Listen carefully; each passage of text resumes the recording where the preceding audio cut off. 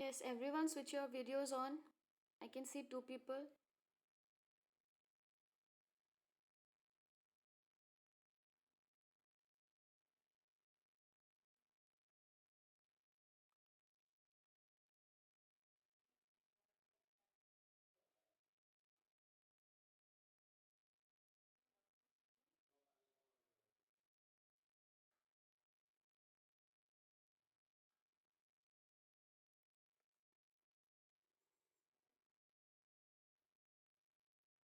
Others, please switch your videos on.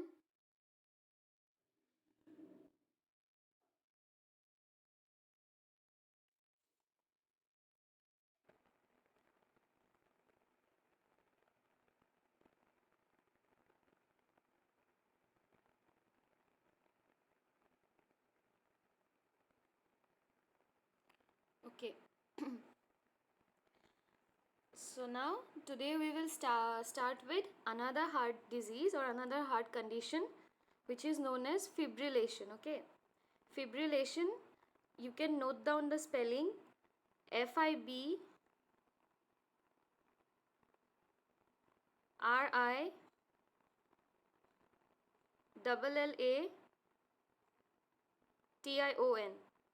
Fibrillation. Okay. So if I say what is fibrillation, so fibrillation, it is the contraction of the cardiac muscle but in a disorderly sequence. Okay, your muscles, they need to contract in a proper coordinated manner, but when they are not contracting in coordination, okay, when there is uncoordination between the chambers or between the muscles, so we call it fibrillation. They do contract. It's not that there is no contraction, there is contraction, but they contract in an uncoordinated way, and usually it is very rapid. They contract very rapidly. And how will you feel that? Sometimes you can feel your heartbeat whenever sometimes you run or you exercise for too long, then you can feel your heartbeat, that okay, your heart is racing, or you say that your heart is pounding. So that feeling that you get, that is called palpitation. So palpitation, you can note down the spelling Palpitation.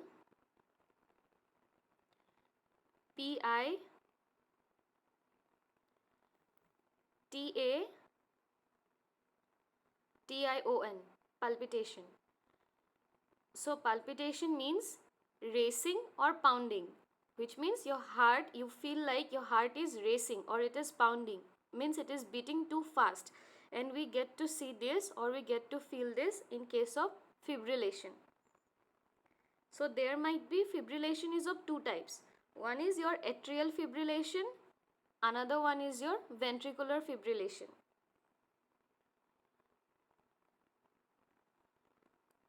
So if I say atrial fibrillation, it means the atrium, okay, the atrial chambers, they are pounding very fast, or there is palpitation of your atrial chambers.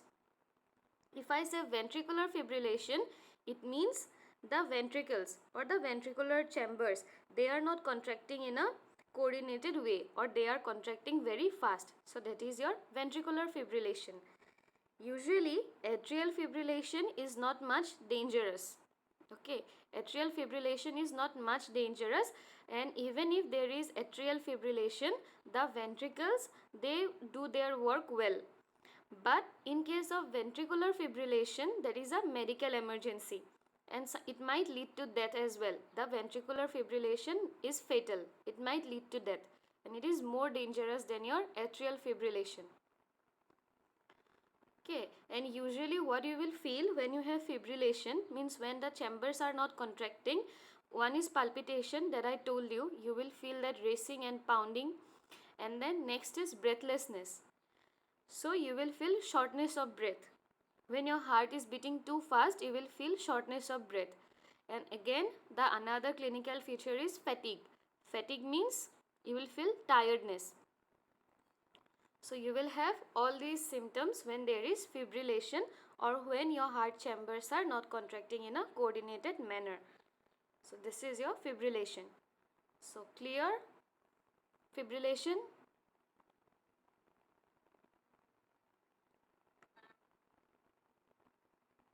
Okay.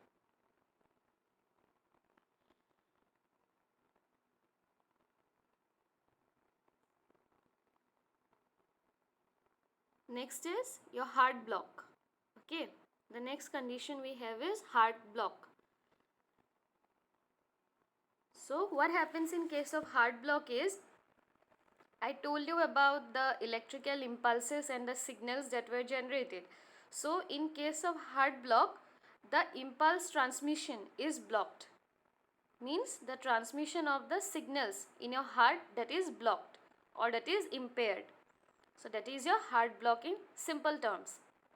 That means there is no proper transmission of impulse, or there is no proper transmission of your signals that your heart needs to pump. So that is known as your heart block. Okay. Usually what happens in case of heart block, the SA node, which I told you, SA node, it generates your impulse, and AV node, it helps in your transmission of impulse. So what happens here is, the transmission from the AV node, that is usually disrupted, or there is problem with transmission from the AV node, and as a result there is delay. Okay, there is delay, means there is more time in between the atrial and the ventricular contraction. Means I told you that the heart cannot stop, so it needs to keep on working. If the atrials are contracting, if your atriums are contracting, your ventricles are relaxing, and when your ventricles are relaxing, your atriums are contracting. But now what happens is that, as a result of heart block, or as a result of this delay in your transmission, there is also delay in the contraction between the atrium and the ventricle. So this is your heart block. And sometimes what happens in case of a complete heart block,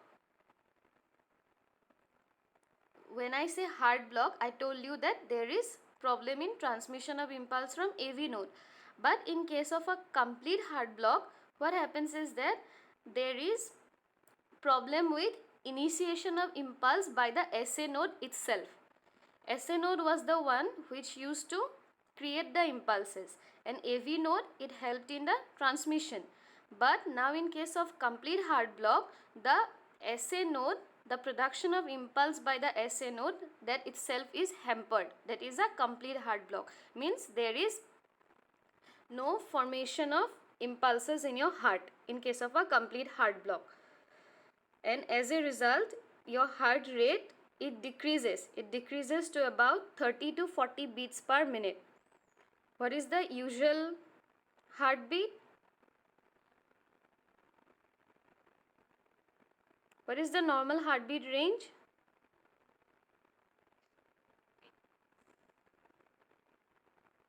Sorry?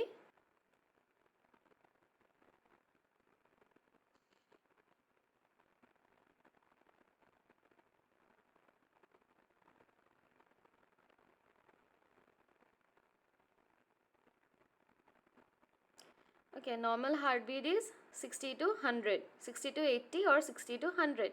But here what happens is that, as a result of heart block, there is delay in the either in the production of signal or in the transmission of signal. So as a result, the heartbeat, it decreases to about 30 to 40 beats per minute, which is very less. And sometimes the heart is not able to respond. In case of like severe exercises or severe physical activity, your heart is not able to meet the demands, and then this 30 to 40 beats per minute is not sufficient, or it is not adequate, and as a result it might lead to death.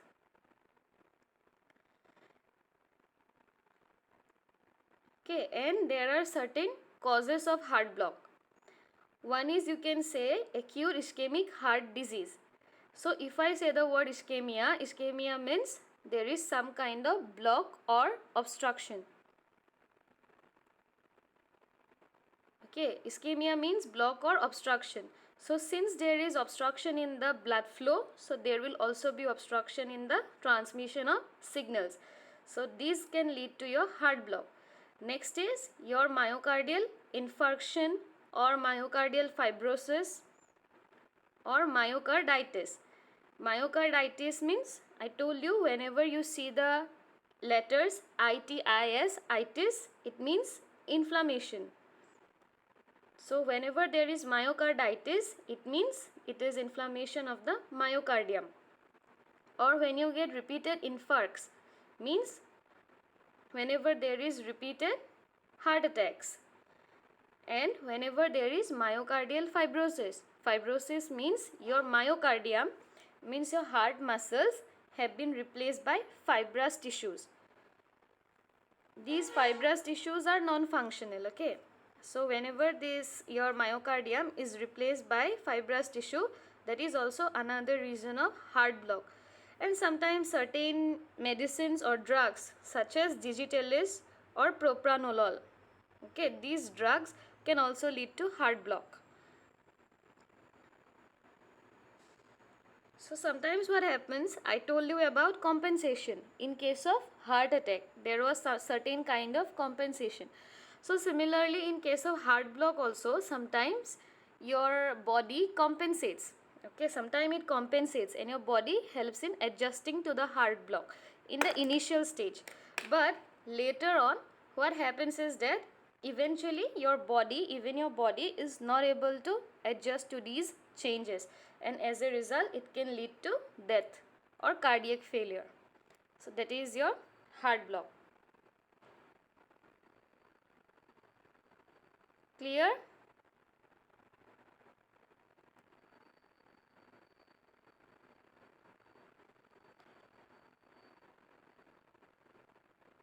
Is it clear, heart block?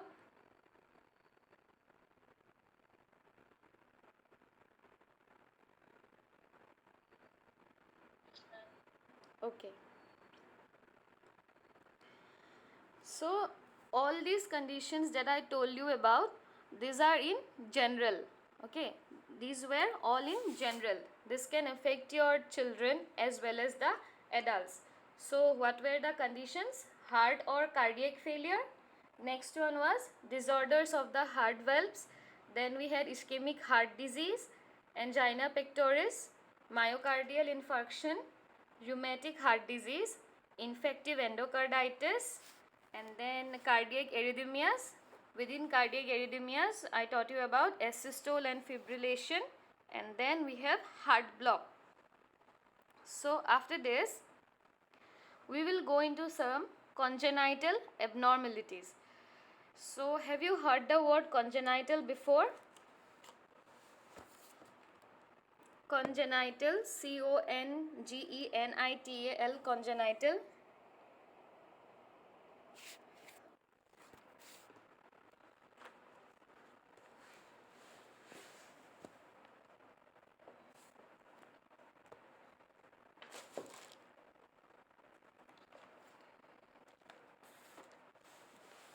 Have you all heard the word congenital before?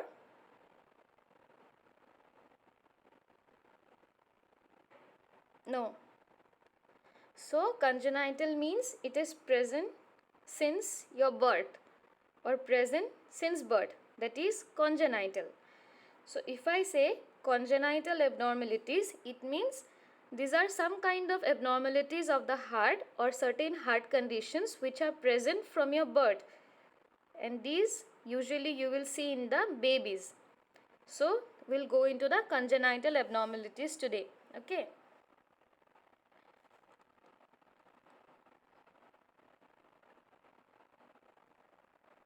And these congenital abnormalities, actually these are very rare. Usually you will find like incidence is 8 cases per 1000 babies. So it's very rare. But these are very dangerous and fatal conditions. These might lead to death as well. So it is important to know about these congenital defects. Now why do these congenital defects they occur? Sometimes what happens is that during pregnancy, okay, if the mother is infected with any kind of infection, okay, usually the common one is your rubella, RUBELLA, rubella virus. So if they are infected by rubella, next is your, yeah, you can note that down, rubella, RUBELLA, rubella. Next is your envirotoxins. Envirotoxins means the toxins present in the environment or the poisonous things that are present in your environment. These are your envirotoxins. ENVIRO, envirotoxins, TOXINS, envirotoxins. Next, maybe because of genetics, means it is already running in the family, this kind of diseases, then the baby is more prone to get that disease. So genetics might be another factor. And then other factor may be intrauterine injury during pregnancy. So if the pregnant lady, she had any kind of physical injury, okay, any kind of physical injury during pregnancy, so these might also lead to this kind of congenital heart diseases in the baby. So infections, injuries, the toxins present in the environment, or sometimes genetics, all these play a role in causing these congenital heart diseases. Okay.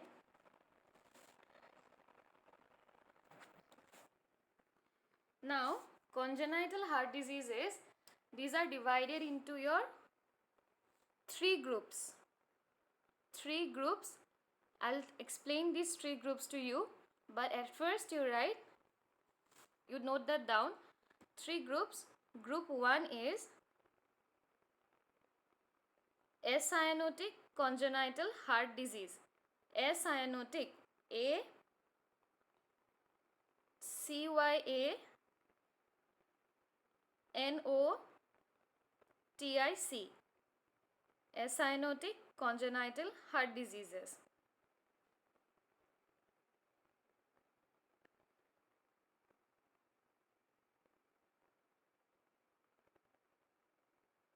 These are also known as pink babies. Pink babies. I'll tell you why. But at first you write that pink babies. Next is right to left shunt, or you can simply write cyanotic heart disease. CYANOTIC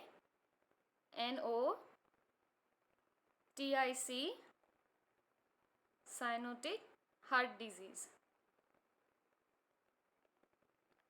So these are known as your blue babies.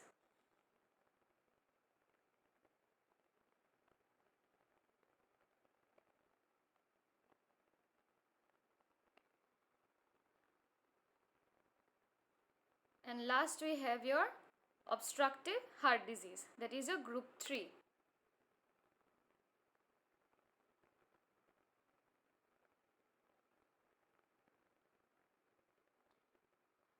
Now, have you all heard about the word cyanosis before? Cyanosis, CYANOSIS, cyanosis.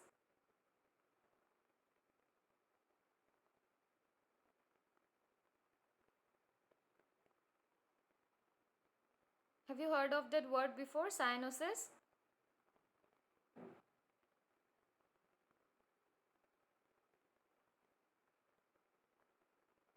Yes or no?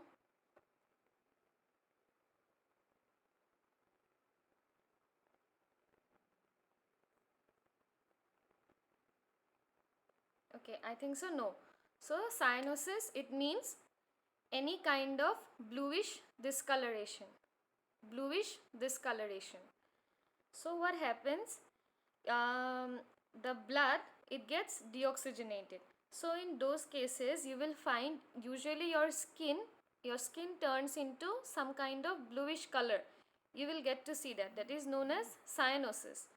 So usually this occurs near your lips, or you can find near your nails or near your eyes. So these are the regions where you find this bluish discoloration. Okay, that is your cyanosis.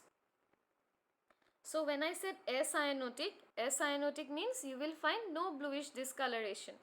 So that is why these babies were called pink babies. And the second group, you will find the bluish discoloration. That is why they were known as the blue babies.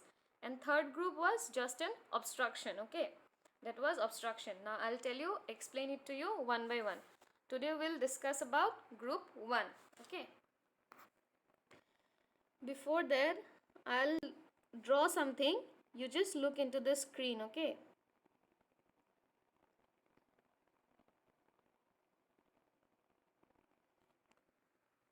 Can you all see my video?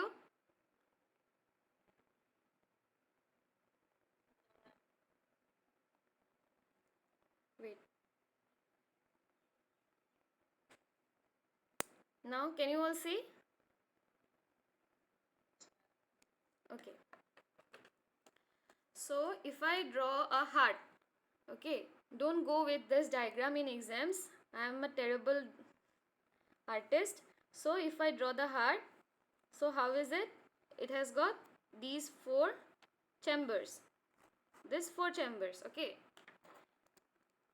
So what we call, this is your left atrium. This is your left ventricle. This side is your right atrium and this is your right ventricle. Okay, this is my right hand, but this side is your left atrium, okay, not your right side, because this is just like the mirror image. You are drawing it in your front side. So what is right for you will be the left for the person standing opposite to you. So this copy is also opposite to me, right? So on my right side will be the left atrium and left ventricle, and on my left side is the right atrium and right ventricle, okay. So what comes here is, what joins here? Superior vena cava and inferior vena cava. I already told about these things to you, right? So superior vena cava, inferior vena cava. What joins here is your pulmonary artery. Here was your pulmonary vein and this region was your aorta.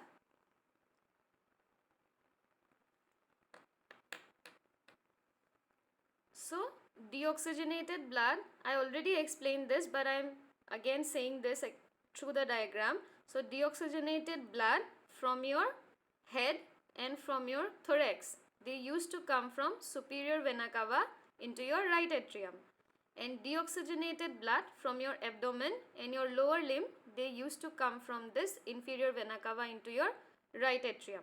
And then this is the valve, that acts as the door. This is the tricuspid valve. So when this opens, the blood, they come into your right ventricle, and then through the pulmonary artery they go into your lungs. Okay, suppose this is the lungs that I am drawing. They go into your lungs. The blood gets purified here. After getting purified through this pulmonary vein, after getting purified here through this pulmonary vein, the blood comes and enter into your left atrium, and then here is this another valve, which is your bicuspid valve. So when this bicuspid valve or this door opens, the blood from your left atrium, they go into your left ventricle, and from the left ventricle, this oxygenated or pure blood, they go into your aorta, and after that it is distributed into your body. So now you all know that this side, that the right side of your heart, this contains all the deoxygenated or the impure blood. So this side is the impure side, where we have this bluish kind of blood or the impure blood, and then this side it has your pure blood, which is red in color. Okay, means your left side has all the pure blood and your right side has all the impure blood. Clear till now?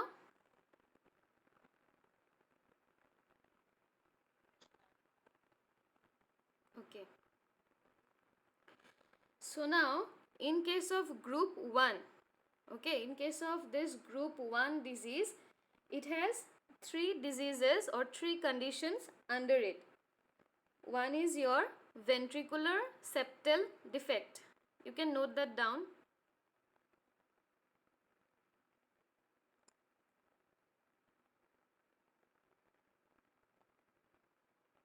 Ventricular septal defect.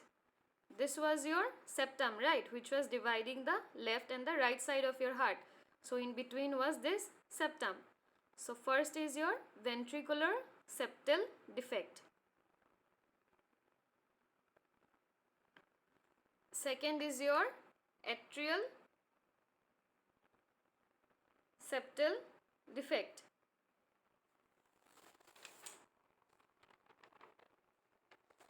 ventricular septal defect, atrial septal defect, and third is your patent ductus arteriosus. I'll tell you the spelling: P-A-T-E-N-T,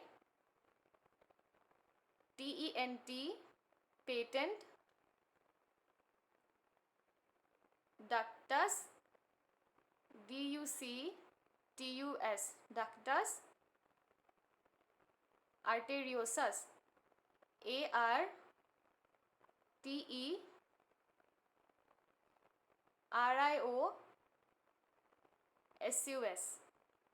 patent ductus arteriosus. Okay, you have written? Okay. So, under acyanotic congenital heart disease, we have ventricular septal defect, atrial septal defect, and patent ductus arteriosus. Okay. So, first I will explain you with the ventricular septal defect.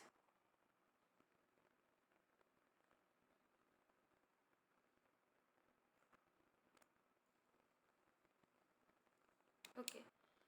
So, you all can see it here. When I say septum, I mean this area that was in between the right and the left side. When I say ventricular septal defect, it means this septum in between these two ventricles, right and the left ventricle. There is a hole in between these two. Okay, there is a hole in this border.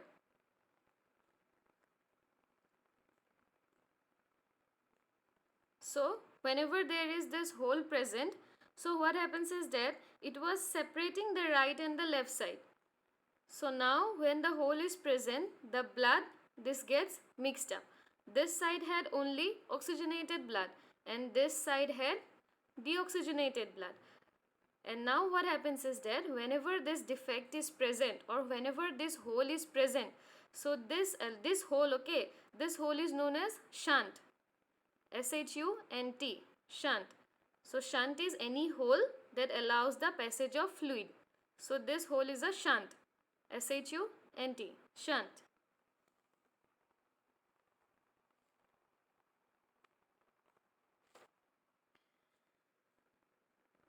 Okay.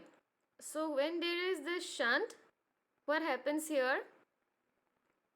This shunt allows blood from the right side to flow, it allows the blood from your left side to flow into your right side, which means the oxygenated blood from this left side, it goes into your right side. Okay, means this oxygenated blood comes and it gets mixed into your right side. Means this deoxygenated blood, it gets mixed with your oxygenated blood. But it is not that harmful. Why? Because this was already oxygenated blood. This is the pure blood. And when the pure blood, it comes and gets mixed with your impure blood, so it is not dangerous because it is pure. But till the time the baby is asymptomatic, we do not need such major treatments.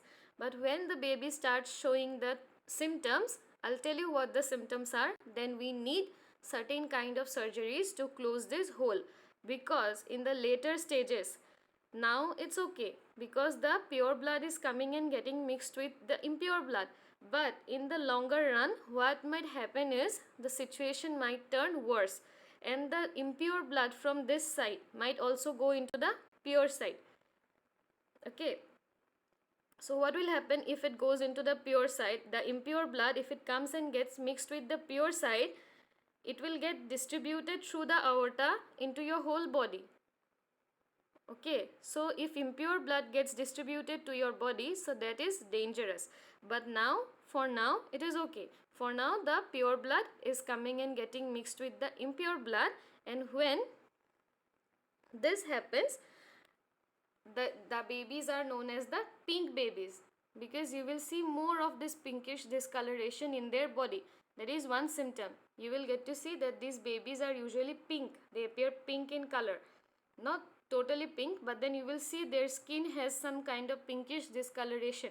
So that is because of that reason they are known as the pink babies. Okay. So what was the next one? atrial septal defect. So in case of atrial septal defect, there is a hole here in between the atrium. Okay, in between the atrium there was this septum. So now the hole is present here, or the shunt, what we call was shunt. So again the same thing happens. The pure blood or the oxygenated blood from this side, it used to come and mixed with this side. Okay, here was your impure blood. Now since this hole or this shunt is present, the blood can easily move from this side to the right side. So ultimately the impure blood, it gets mixed with your pure blood. These babies are also pink babies. This is another kind of your cyanotic heart disease. Okay, because you will not see any kind of bluish discoloration here, because even with the blue blood, that is the impure blood, this red blood, that is the oxygenated blood, is coming and mixing up. So usually you will find that these babies are pink in color. Again, this is another kind of your cyanotic heart disease. So what we learned about is the ventricular septal defect and the atrial septal defect. Clear till now? Clear, no? Okay.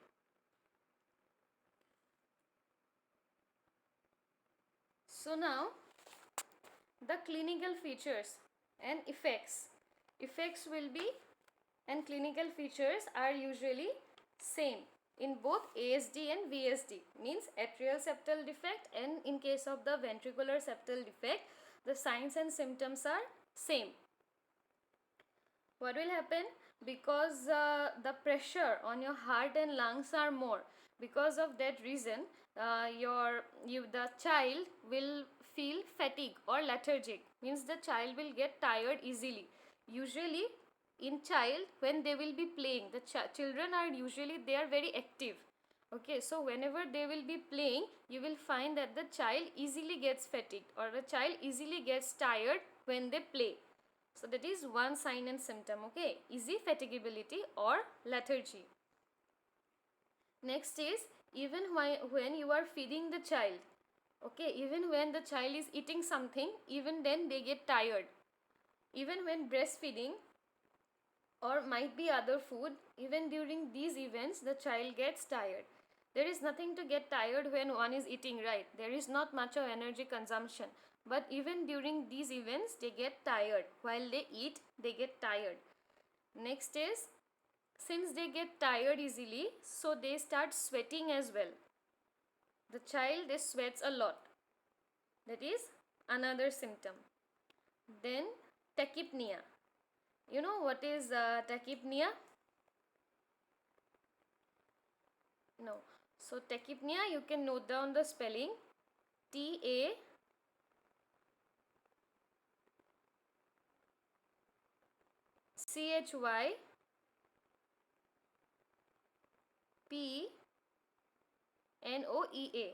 Tachypnea. Tachypnea means fast breathing rate. Yesterday I told you tachycardia. Tachycardia means fast heart rate. So similarly, tachypnea means fast breathing rate. Okay, and bradycardia meant less heart rate, and bradypnea also means less respiratory rate. So here they will face tachypnea. Tachypnea means usually the normal breathing rate is 12 to 20 for adults. 12 to 20 per minute for adults. But for babies up to 30, or babies or infants up to 30 is normal. Okay, 30 breaths per minute is normal for babies. But in case of this atrial septal defect or ventricular septal defect, they will have more than 30 breaths per minute. So you call this tachypnea. And when your breath increases, along with it, you will also feel tachycardia. Tachycardia means increased heart rate. So you will also feel increased heart rate for babies. Next is your dyspnea. Have you heard this word, dyspnea? So dyspnea, you can note down the spelling again. DYS this, NEA, PNOEA, dyspnea. So tachypnea was increased breathing rate. Dyspnea means there is breathlessness. Okay, this means no. Tachy means more. So tachypnea means more breathing rate, and this means no. Again, tachypnea, dyspnea, it means breathlessness. So the child will have more respiratory rate, and along with it they will feel breathlessness, means they will feel the shortness of breath. So this is your dyspnea. Next, the child will have very poor growth, both in height as well as weight. So according to their age, their height will also be less and their weight will also be less. Okay, that is the poor growth. Next, you will hear when you auscultate. Auscultate means when you hear with a stethoscope. When you try to hear the baby's chest with stethoscope, you will hear some abnormal heart sounds. Some abnormal heart sounds. Apart from the usual heart sounds, you will get to hear these abnormal heart sounds. This abnormal heart sound, it is known as murmur. M-U-R, M-U-R. Murmur. So you will get to hear this abnormal heart sound as well. And next, the child is prone to have chest infection. Like they will have this fever for long period of time. The child will like usually they will get cough, runny nose, headache for prolonged time, and it will be like very frequent. Very frequently they will be getting infection. Very frequently they will have this runny nose and then cough, fever. This will be very frequent in the child. Okay. And after that, whenever you do a CT thorax or an X-ray, you will get to see that there is enlargement of the right side of the heart. The right side of the heart, it gets bigger. Why? Because there was shifting of blood from the left side to right side. As a result or as a compensation, the right side it gets enlarged. So you will get to see there is enlargement of the right side of the heart.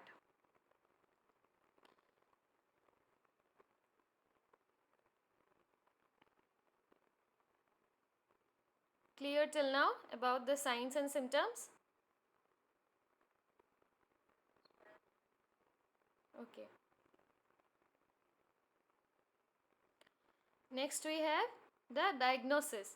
Means what can be done to diagnose these diseases or to diagnose these conditions. Okay. So you will get to do this chest x-ray. Chest x-ray is number one. Then we have ECG and echo. ECHO, echo. 2D or 3D. Okay. These are the diagnoses.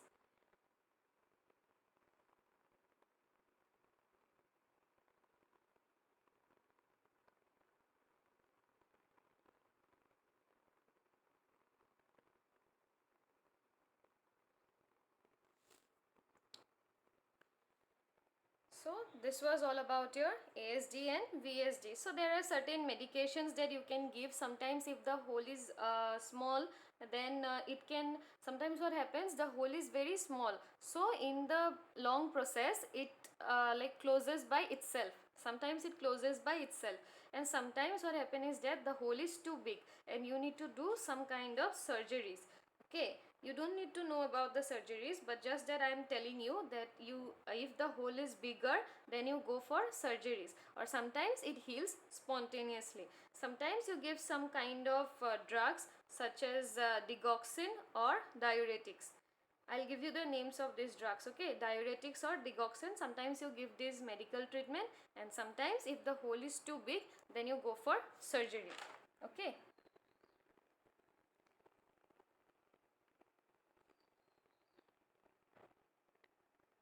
So next we have your patent ductus arteriosus.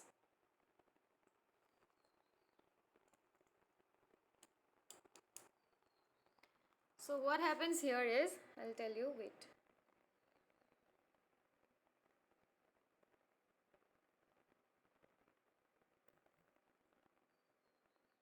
Can you all see the video?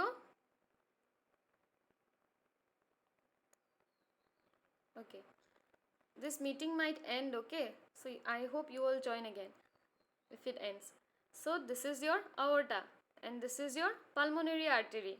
So what happens in case of the babies? Okay, there is a connection between these two. There is a connective vascular system between these two. This connecting duct, this is known as your ductus arteriosus. This is your ductus arteriosus. This is normal in case of the fetus. Fetus means the baby when it is present in the mother's womb. That is known as your fetus. So this connection, this is normal in case of the fetus. Means when the baby is inside the mother's womb, or when the lady is pregnant and she is carrying a baby, then this connection between the aorta and the pulmonary artery, this connection is normal. This is called ductus arteriosus. Means this is a artery only. This is a artery only, and the name of this artery is ductus arteriosus. So what happens? This artery usually after birth, okay, 1 to 6 days after birth, this artery it stops working. Okay, once the baby is born and the baby is about 1 to 6 days old, only then this artery it stops working. And when the baby is about 2 to 3 weeks, or the age of the baby is 2 to 3 weeks, then this ductus arteriosus this also disappears. Okay, this when it stops functioning or when it stops working, that you call as physiological closure, and when this disappears, that you call as anatomical closure.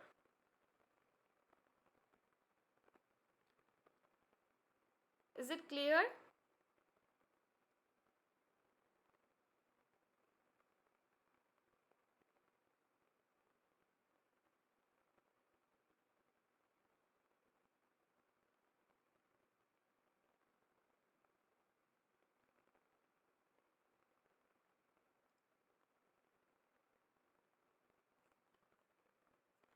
Can you all see this?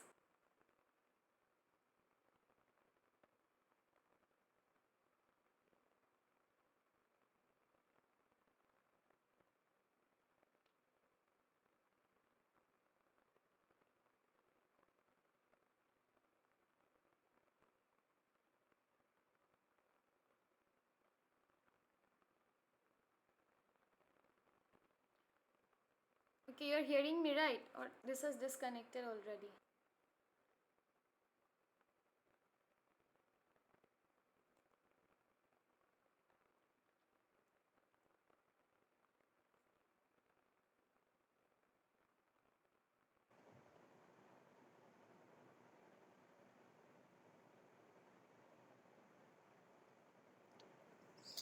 Okay, you all can say this.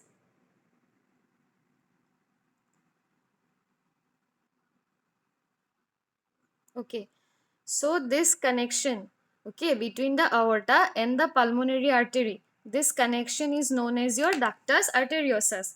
Ductus arteriosus is an artery only that is usually present in the fetus, or the baby when the baby is in the mother's womb. This is present. So this is the normal connection. So this artery is called ductus arteriosus. So what happens is that usually the physiological closure it should occur within 1 to 6 days of birth. Physiological closure means this was a functioning artery. It used to function well. Now after the baby is born, its function should stop. That is normal. Its function should stop by 1 to 6 days of birth. And anatomically means this artery should not be present anymore. Okay, this artery it should not be present. It is after like 2 to 3 weeks after birth, but that is normal. So after 1 to 6 days from birth it stops functioning. That is the physiological closure. And after like 2 to 3 weeks after birth, this also disappears. This artery also disappears. It is no more present after 2 to 3 weeks. But so this is normal. But in some cases what happens is that even after 3 months of birth, okay, this is present, this artery is present even after 3 months of birth. So this is known as your patent ductus arteriosus. Okay, means this should disappear. Both it should physiologically as well as anatomically. Means its function should also stop, as well as it's this also should disappear. This structure should no more be present. But sometimes what happen is that this structure is present even after 3 months of age, even after 3 months from birth. It is known as your patent ductus arteriosus. Clear?